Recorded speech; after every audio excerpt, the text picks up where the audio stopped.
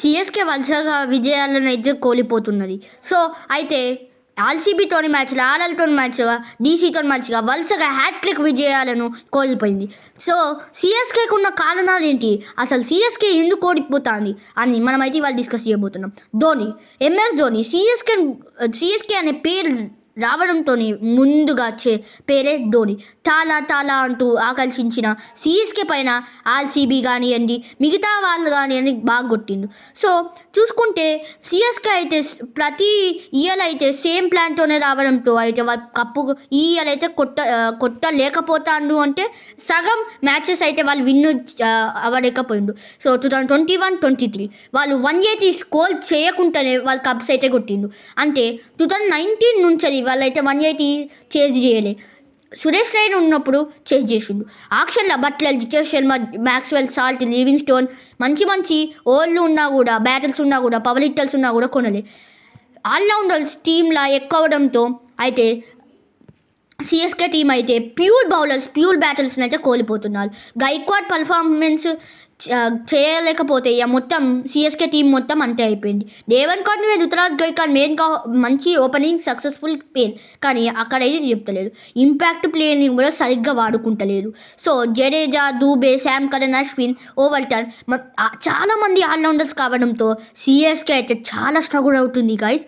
అట్లనే ముఖ్యంగా ఇలా 5 ప్యూర్ బౌలర్స్ ఇంకా 6 to 7 ప్యూర్ బ్యాట్స్మెన్స్ అయితే వేరే టీం వాళ్ళు అయితే వాళ్ళ టీం ఉంచుకుంటారు. కానీ సిఎస్కేకు సగం టీం అయితే మొత్తం ఆల్రౌండర్స్తోనే నిండిపోయింది.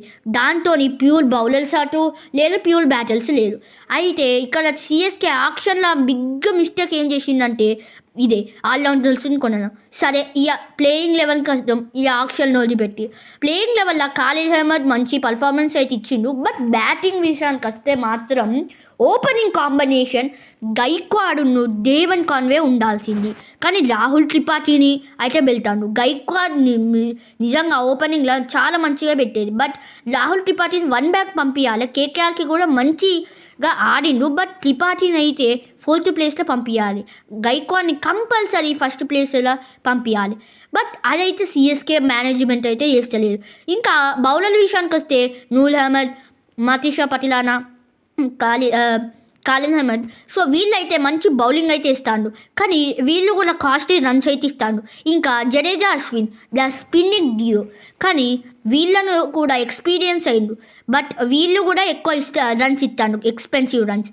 అన్షుల్ కాంబోజ్ని బెటర్ స్క్వాడ్లో తీసుకుంటే బాగుంది, ఎందుకంటే 3.4 crores అయితే పెట్టిండు. సో ఇండియన్ పేషెంట్ అయితే తీసుకోవాలి. సో ఇంకా అశ్విన్, జడేజా గురించి వస్తే మాత్రం చాలా ఎక్స్పెన్సివ్ అయిపోయిండు. సో కొంచెం ఎక్స్పీరియన్స్ ఉన్నది, బట్ రన్స్ అయితే ఎక్కువ ఇస్తాడు. ఇంకా గైక్వాడ్ మరి ఏం చేద్దాం అనుకుంటాడో తెలుస్తలేదు. బ్యాటింగ్లో అయితే చాలామందికి ఫామ్ పోయింది. సో ఇప్పుడైతే కాన్వే, రచిన్ రవీంద్ర ఇట్లా. సో కాన్వే అయితే ముందుకు వచ్చి రచిన్ రవీంద్ర అయితే 3-2 నెంబర్ 3 అయితే ఇక నెక్స్ట్ మొత్తం middle order same to same situation ప్రకారం జడేజా ముందా, శివం దుబే ముందా అట్లా. సో జడేజా అండ్ ధోని మంచి అంటే ఫినిషరే, కానీ ఇప్పుడైతే కొంచెం ఫినిషింగ్ టచ్ అయితే ఇస్తలేరు, బ్యాటింగ్లో ఫామ్ లేదు.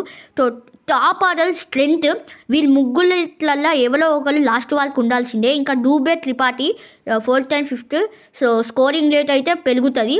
ఇంకా ధోని అయితే బిహైండ్ స్టంప్స్, ధోని గురించి చెప్పడం అవసరం లేదు. ఈ సీజన్లో అయితే స్టంప్స్ మీదకి చాలా మంచి పర్ఫార్మెన్స్ ఇచ్చిండు, కానీ ఏమైందంటే ఇక్కడ ధోని కొంచెం ముందొచ్చుంటే బాగుండు అని అనుకుంటాను అందరూ. బట్ స్టీఫెన్ ఫ్లేమింగ్ చెప్పిన ప్రకారం అయితే ధోనికి అయితే ఒక నీ ఇంజురీ ఉన్నది, అతను 43 years ఓల్డ్ కాబట్టి. సో తనైతే ఎక్కువ ఓవర్స్ ముందు అయితే రాలేకపోతాడు. సో తన రన్నింగ్ కూడా మనం ట్రైనింగ్ మ్యాచెస్, B4 మ్యాచెస్ వీడియోస్లో చూడొచ్చు, తన రన్నింగ్ కూడా అంత బాగాలేదు, ఫిట్నెస్ కానివ్వండి. సో దానివల్ల ధోని అయితే లాస్ట్లో వస్తాడు. సో దానివల్ల తనైతే ఎక్కువ కన్సిస్టెంట్ రన్స్ అయితే ఇస్తలేదు. బట్ రచిన్ రవీంద్ర, గైక్వాడ్, ఓకే, కాన్వేనో ఈ ముగ్గురు బ్యాట్స్మెన్స్లలో లాస్ట్ వాళ్ళకి ఎవరో ఒకరు ఉంటేనే మ్యాచ్ని అయితే ఈజీగా ఫినిష్ చేస్తారు. వీళ్ళకు మంచి బ్యాట్స్మెన్స్ కూడా ఉన్నారు, but because of lack of allrounders, lack of bowlers, pure bowlers and batters వల్లనే ఈ టీం అయితే పాయింట్స్ టేబుల్ అయితే చేయలేకపోతాడు, పాయింట్స్ టేబుల్లో పైకి పోలేకపోతాడు. సో అయితే ధోని ఇంకా బిహైండ్ స్టంప్స్ కాకుండా బ్యాటింగ్లో ముందు రావాలి అంటే ఒకటే ఒక ఛాన్స్. 16th ఓవర్లో వచ్చి తనైతే రన్స్ స్కోర్ చేయడం ఈజీగా అవుతుంది.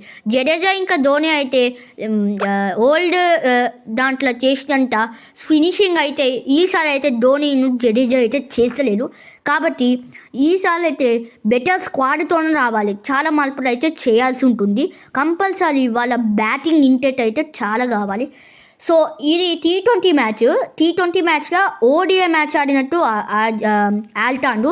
సో మీరు ఏమనుకుంటారో కామెంట్ చేయండి. Like, share and subscribe.